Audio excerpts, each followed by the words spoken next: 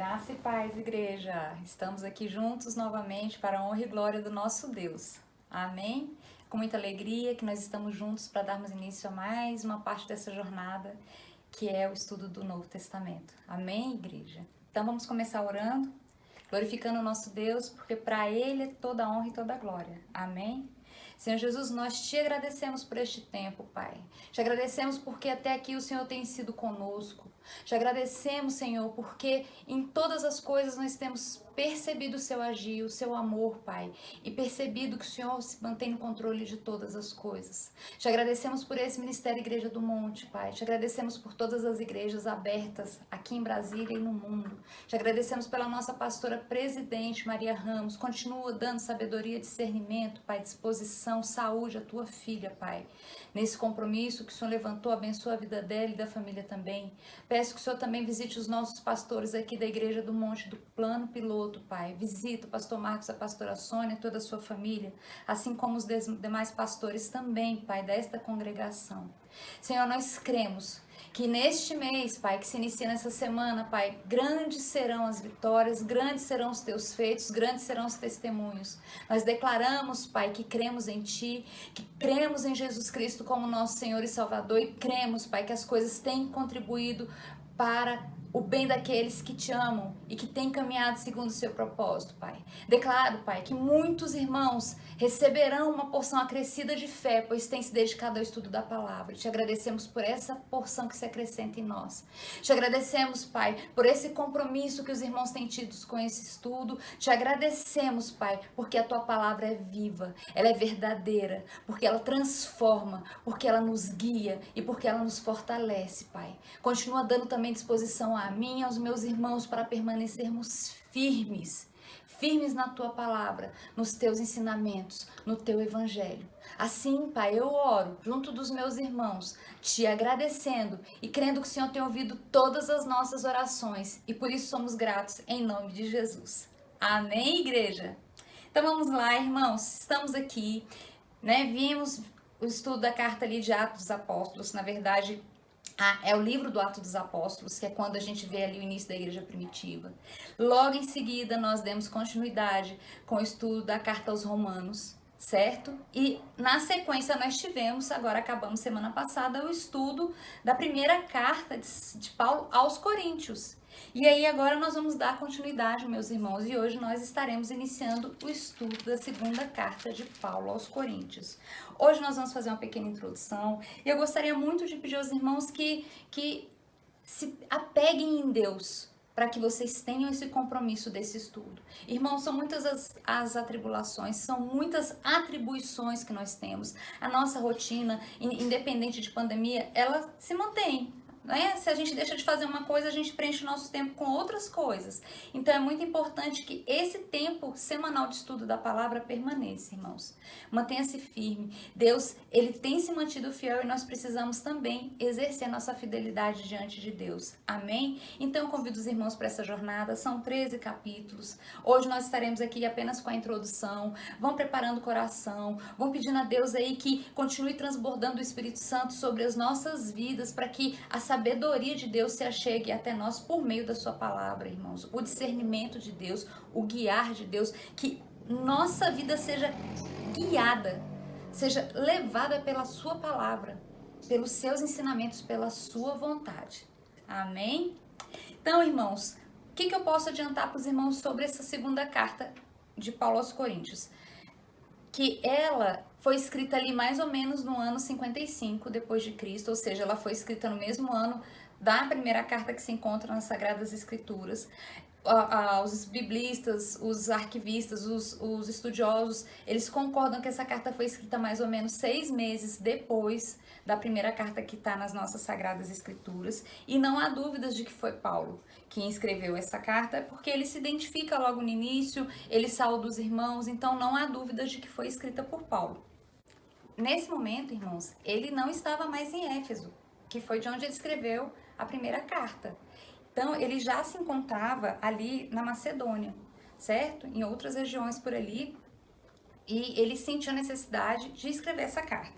Então, o que a gente precisa entender? Que ele tinha como principal destinatário a igreja que estava em Corinto, certo? Mas ele queria que essa carta chegasse também em todos ali da região da Acaia. O que é importante a gente saber? Que Corinto era uma grande cidade, que ela era a capital ali da região toda da Acaia. Então ele endereça essa carta aos crentes de Corinto e todos ali da região também da Acaia, tá joia? O que é importante a gente saber também? Que as cartas, elas têm esse nome porque elas eram escritas de próprio punho. Eu acredito que muitos dessa geração nem saibam que são cartas escritas, nunca escreveram uma carta, mas era a correspondência mais comum. Então, as pessoas escreviam e mandavam essas cartas.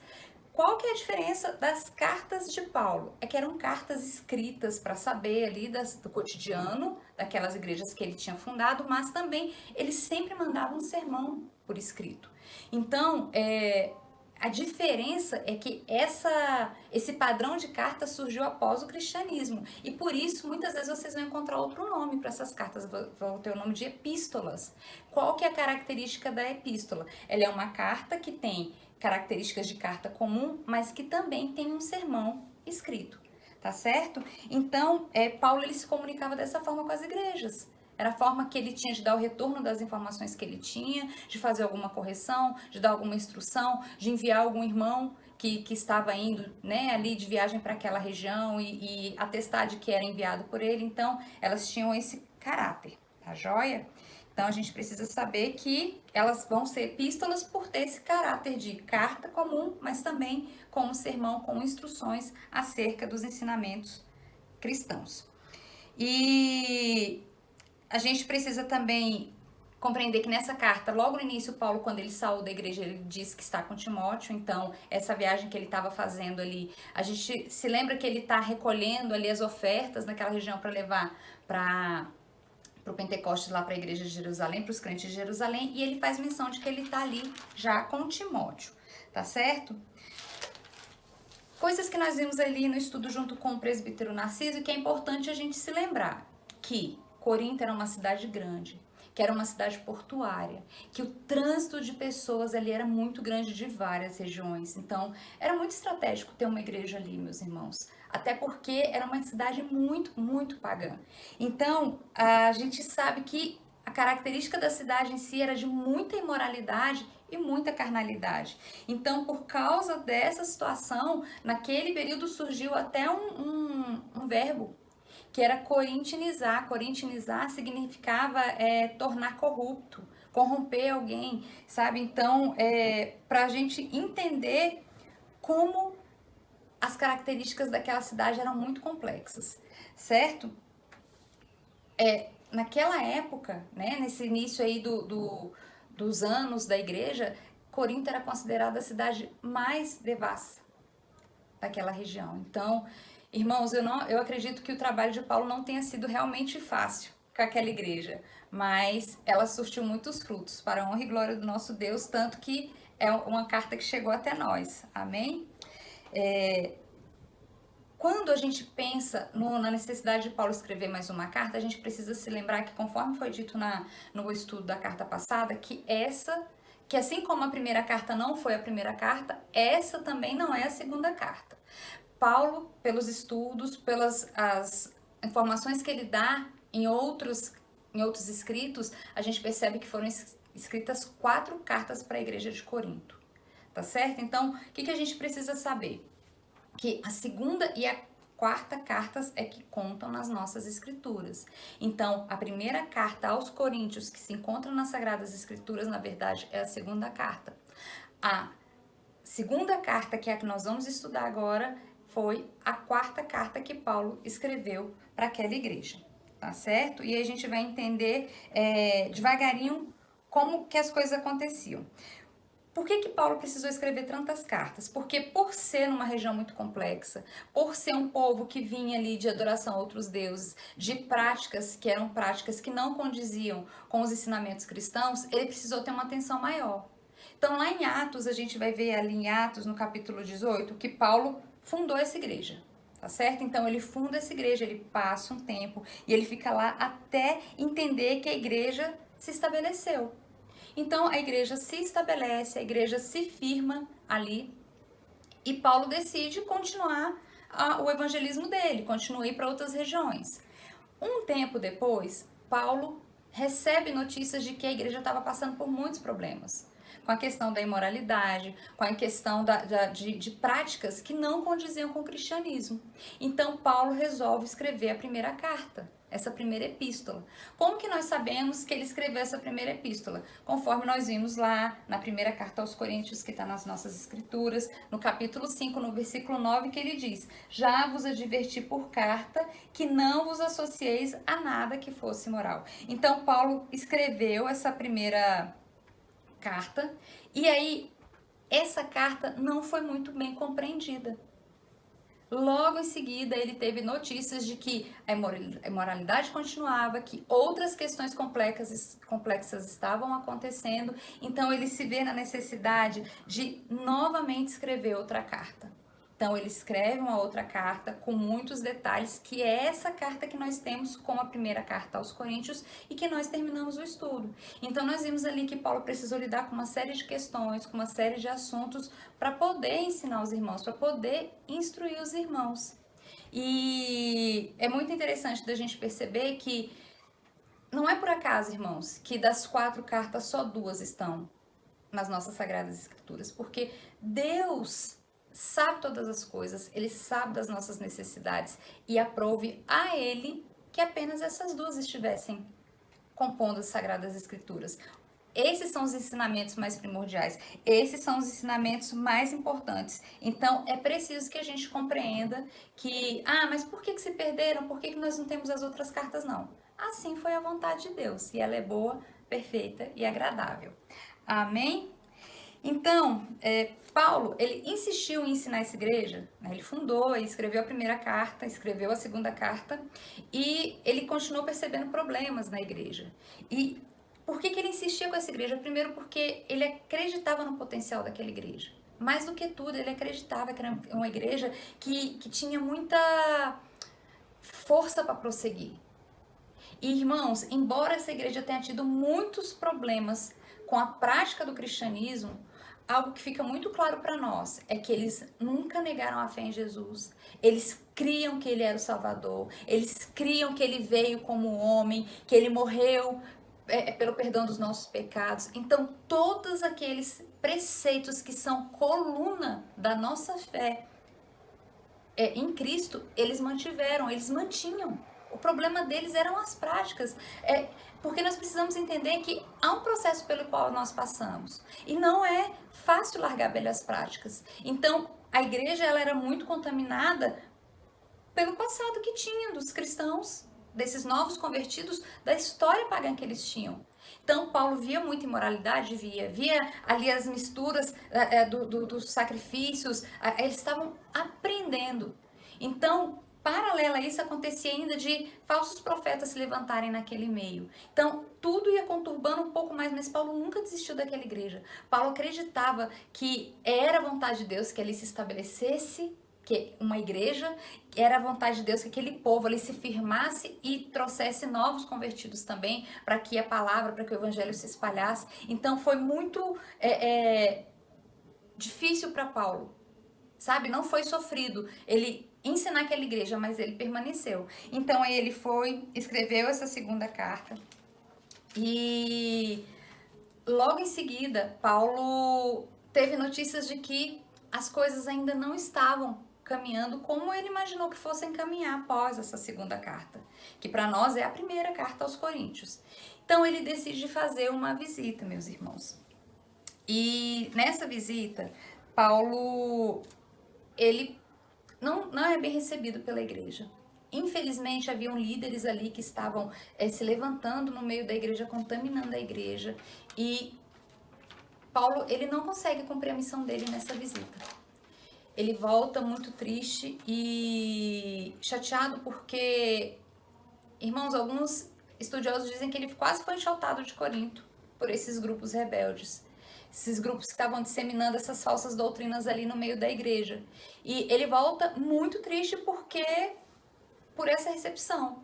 Mas ele não desiste da igreja, irmãos. Então, o Espírito Santo de Deus o instrui a escrever uma terceira carta. E essa carta é conhecida como a carta severa. a gente tem que considerar que essa carta severa que ele escreve é muito em virtude do que ele viu nesse tempo que ele esteve lá, nessa visita que ele fez.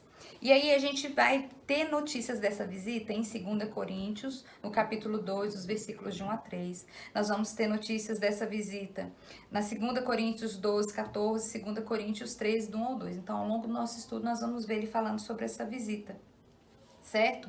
E também a gente tem notícias dessa carta severa em 2 Coríntios 2, nos versículos 4 e 9, 2 Coríntios 7, dos versículos de 8 a 12, que é uma carta também que se perdeu, essa carta severa.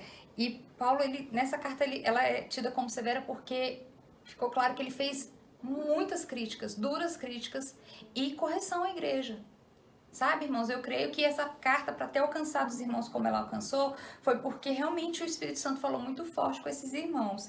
E logo em seguida, depois dessa carta, Paulo recebeu a visita de Tito, que trouxe notícias, e as notícias foram boas. As notícias foi de que o povo se arrependeu, foi de que os líderes que estavam puxando a rebelião ali contra Paulo, contra os ensinamentos de Paulo, foi disciplinado.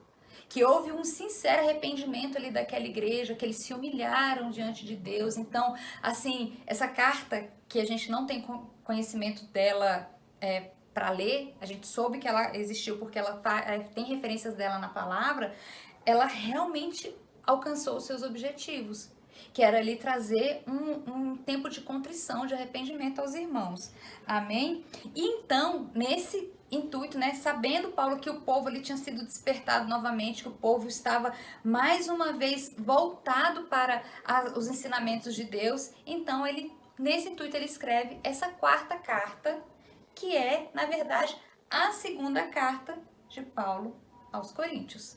Então, irmãos, nós precisamos entender que as nossas cartas, a que nós estamos estudando, são a 2ª e a 4ª.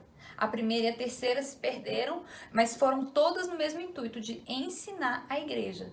Amém? De fortalecer essa igreja, de ajustar os parafusos dessa igreja para que ela pudesse se firmar, para que ela pudesse se estabelecer ali naquela área tão complexa como luzeiro, como canal de bênção para muitos que seriam convertidos, que receberiam Jesus por meio dela. Amém?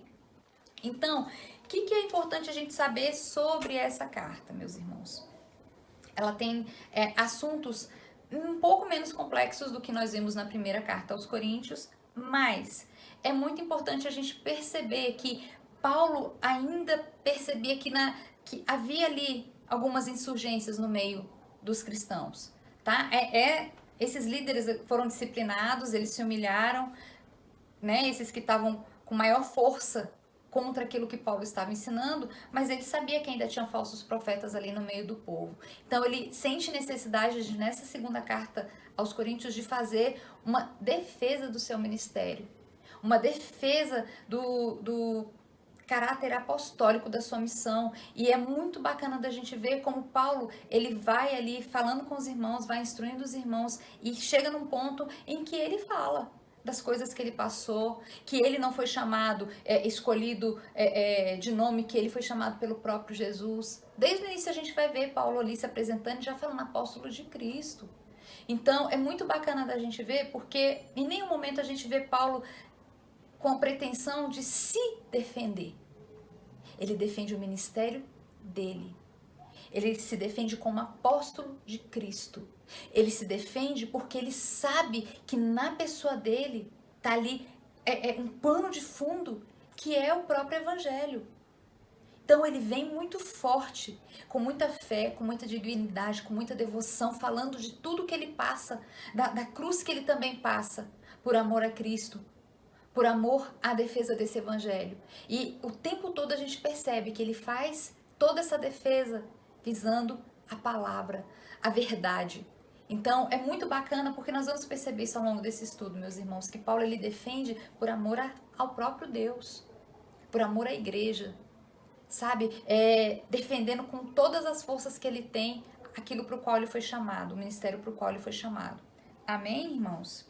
Então a gente vê como temas da carta, nos capítulos 1 e 2 ele fala das tribulações que o crente passa, das tribulações que ele passa, mas ele fala muito dessa alegria que ele sentiu de saber ali que os irmãos tinham acolhido as instruções, tinham instruído ali as exortações que ele tinha feito. Então, ele fica muito feliz com essa repreensão que a igreja aceita. Por quê, irmãos? Porque todas as vezes que nós aceitamos uma correção, que nós nos convertemos dos nossos caminhos errados, nós nos colocamos debaixo da vontade de Deus.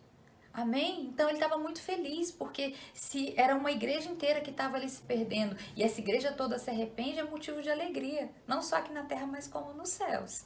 Amém? Então nos capítulos 1 e 2 ele fala sobre essas coisas, e ali do capítulo 3 a 7, ele defende o seu ministério dos falsos apóstolos por conta desses focos de resistência que ainda existia. E ele trata assuntos como a vitória constante que Deus lhe dá dentro do seu ministério, fala da autoridade inegável daquilo que ele prega. Ele fala da confiança inabalável que ele tem em Jesus Cristo, da glória crescente do ministério dele, porque a gente pode ver isso pelas igrejas que iam se estabelecendo em vários cantos ali da Ásia ali, né, daquele longo trecho que ele percorreu ao longo do ministério dele. E aí ele vê que, quando ele fala da glória crescente do ministério, era a palavra sendo espalhada. Eram mais e mais crentes chegando, igrejas crescendo. Da integridade visível da sua pregação. Da habitação celestial que o aguarda. Ele fala dessa habitação e fala também do tribunal de Cristo, né? Quando todos serão julgados. Fala da nova criação em Cristo e fala muito do ministério da reconciliação. Então, assim, traz temas muito importantes. Essa defesa do ministério é muito importante da gente ver e da gente compreender da seriedade do trabalho de Paulo. Nos capítulos 8 e 9, ele fala sobre a questão das ofertas, que a gente viu um pouco aqui no último capítulo da primeira carta aos Coríntios, né? Teve esse estudo, e aí ele fala não só da importância da questão das ofertas, mas ele fala também da importância de ajudar a igreja de Jerusalém. Então, ele se dedica um bom tempo falando sobre essa questão, que aí está ali nos capítulos 8 e 9. Aí nos capítulos 10 a 13, ele confirma sua absoluta autoridade apostólica. E aí, irmãos, são nesses 3 últimos capítulos que a gente vê assim, ele veio num tom mais leve ao longo da carta, vem falando dos grandes feitos do Senhor na sua vida, no seu ministério, daquilo que ele tem conquistado, mesmo em meio às lutas, mesmo em meio às aflições. Mas Paulo, ele vem forte ali nesses 3 últimos capítulos, irmãos, defendendo o ministério apostólico dele. Então, ele nos mostra que a sua preocupação não era com o nome dele mesmo, que a sua preocupação não era com o título que ele tinha, que a sua preocupação era com a verdade que ele representava, meus irmãos. Paulo era um instrumento de Deus para trazer a verdade, o verdadeiro evangelho. E isso para ele era algo que não podia ser contestado. Irmãos, pelos grandes feitos, pelas coisas, pelos milagres que iam acontecendo, pelas conversões e conversões que iam acontecendo. Então, essa palavra da cruz que ele trazia aos gentios, para ele era mais importante de que tudo. Ele se viu diante da necessidade de defender o seu título de apóstolo, como eu acabei de falar, por conta dessa credibilidade do evangelho. Ele precisava ali deixar claro para aqueles falsos profetas e para quem estava sendo levado por aqueles falsos profetas, que nada daquilo estaria crescendo e se estabelecendo, irmãos, daquela forma, se não houvesse o poder de Deus. Se não fosse o próprio Deus sustentando, se não fosse uma verdade tudo aquilo que ele ensinava por meio da cruz de Cristo. Amém? E as características que nós vamos poder perceber desse apóstolo, que a gente vê ao longo das cartas todas, mas especificamente nesses 3 últimos capítulos: humildade, sensibilidade, transparência, muita dignidade com o qual ele lidava com aquele povo, com o cuidado que ele tinha, o amor que ele tinha por aquele povo todo. Devoção ao nosso Deus, muita fé. Era uma fé serena, era uma fé inabalável, meus irmãos. Era uma fé que era um exemplo para aquele povo e é exemplo para nós até hoje. É muito importante a gente perceber que o cuidado que Paulo teve com essa igreja, Porque a gente vê o mundo na situação que está, irmãos, se a gente traz, né? Por que a Bíblia está aqui para nos ensinar? Que, apesar dos tempos difíceis, Deus permanece o mesmo. E a gente percebe que era tantos erros, eram tantos pecados, eram tantas confusões, tanta imoralidade, irmãos, e a gente olha para esse tempo, a gente vê coisas tão semelhantes. Mas em nenhum momento Paulo desistiu da igreja. Em nenhum momento Paulo deixou-se abalar pelos insultos, por esse tempo que ele quase foi expulso da cidade, pela igreja que ele fundou, por aqueles que o conheciam de perto. E nós vemos a bondade, o amor e a fidelidade do próprio Deus por essa igreja e pela nossa igreja. Porque independente de todo... Irmãos, só nós não podemos negar nossa fé na cruz, na salvação em Jesus Cristo. Porque nós vamos tropeçar, nós vamos cair. Sabe, nós estamos em processo, nós estamos em construção. Nós estamos caminhando em aprendizado da palavra, em como ser verdadeiros cristãos. E nós vamos continuar tropeçando porque nós não somos perfeitos, perfeição só no céu. Mas aquela igreja teve pontos muito críticos e Deus não desistiu dela, irmãos. E enquanto Paulo percebeu que era a vontade de Deus que aquela igreja se estabelecesse, ele prosseguiu, firme, mostrando sua fé, mostrando sua coragem, mostrando sua fidelidade a Deus, sabe, a sua disposição em alcançar os irmãos, em ensinar os irmãos corretamente. E isso nos ensina muito, irmãos. Nós que somos igreja, que temos que ter um olhar de misericórdia pelos irmãos que ainda não alcançaram o pouco conhecimento que nós já alcançamos, e precisamos ter a certeza de que nós estamos em processo de aprendizagem. Tem muito, muito, muito que nós precisamos aprender ainda. Amém? Então, essa jornada que nós vamos estar iniciando na semana que vem. Espero que os irmãos estejam aí dispostos, estejam aí com o coração queimando de vontade por conhecer mais da palavra. Não por ver a Cláudia ministrando a aula, mas por conhecer mais do Senhor, por aprender, por prosseguir em conhecer do Senhor, irmãos, porque só o que nos salva é a palavra, é o que nos protege, é o que nos reveste, é o que nos livra de todo mal. Amém? Algo que é muito bacana que a gente vai ver no estudo dessa carta também é que Paulo ele fala muito desde o início da questão da fragilidade humana, das tribulações que a gente passa, das dificuldades que nós temos. Mas, irmãos, em determinado momento da carta, Paulo ele fala com muita firmeza que nada disso é por nós, nada disso é na nossa força, que tudo é no poder de Deus. Tudo é por Deus, tudo é por Ele, tudo é para Ele. E ele fala que é na nossa fraqueza que o poder de Deus se aperfeiçoa, irmãos. Que quando nós somos fracos, é que somos fortes. Então, quando a gente olha para as prisões de Paulo, para os açoites de Paulo, para quantas e quantas vezes ele foi escorraçado, o quanto e quantas vezes levantaram falsos testemunhos contra Paulo, o tempo todo o olhar dele não estava nas situações, porque senão ele não teria dado conta de tantas cadeias, irmãos, de tantos chicotes. O tempo todo o olhar dele estava para o alto. O tempo todo o olhar dele estava fixo no poder de Deus que opera em nós. Ele sabia que ele não poderia desistir, porque ele era instrumento. E se esse instrumento desiste, se esse instrumento se apaga, quantos deixariam de ser alcançados? Sabe, então são muitos ensinamentos, irmãos. Não se sinta fraco e pequeno a ponto de ser incapaz de aprender um pouco mais ou de cumprir o seu papel nesta terra enquanto servo do Senhor, enquanto filho de Deus, enquanto ministro do Evangelho, irmãos. Porque uma das coisas que Paulo vai trazer muito claro para nós é o ministério da reconciliação que todos recebemos. Independente de você receber um ministério de evangelismo, de pastoreado, irmãos, independente, nós já recebemos todos o ministério da reconciliação. Nós somos chamados a reconciliar os perdidos com Deus. Amém? Então, irmãos, eu espero que nós possamos estar juntos aí nessas semanas, nesses capítulos. Eu tenho pedido ao Senhor que me instrua, que me ensine e que saia da minha boca apenas aquilo que vai acrescentar à vida dos irmãos, ao conhecimento dos irmãos. Peço aos irmãos que orem também, porque, irmãos, é um tempo de crescimento, nós precisamos estar fortes, porque os As tempestades têm sido muitas. Esse tempo de pandemia não tem sido fácil, irmãos, para ninguém. Não tem sido fácil para ninguém. Todos têm enfrentado as suas lutas, as suas batalhas. Seja na vida prática, seja na questão da saúde física, seja na saúde emocional, seja na vida financeira. Nós ouvimos tantas coisas. Mas é nisso que nós temos que nos apegar. Que quando nós somos fracos, o poder de Deus se aperfeiçoa em nós. E com Ele nós somos mais que vencedores.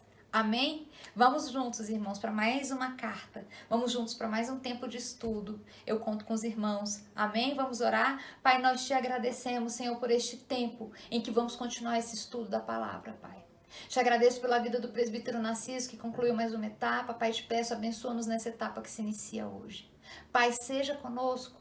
Nos guia, nos instrui, nos ensina, Pai, nos momentos que estivermos em oração ou nos momentos que estivermos no nosso dia a dia, que Teu Espírito Santo tem espaço para dizer por aqui não, ou por aqui sim.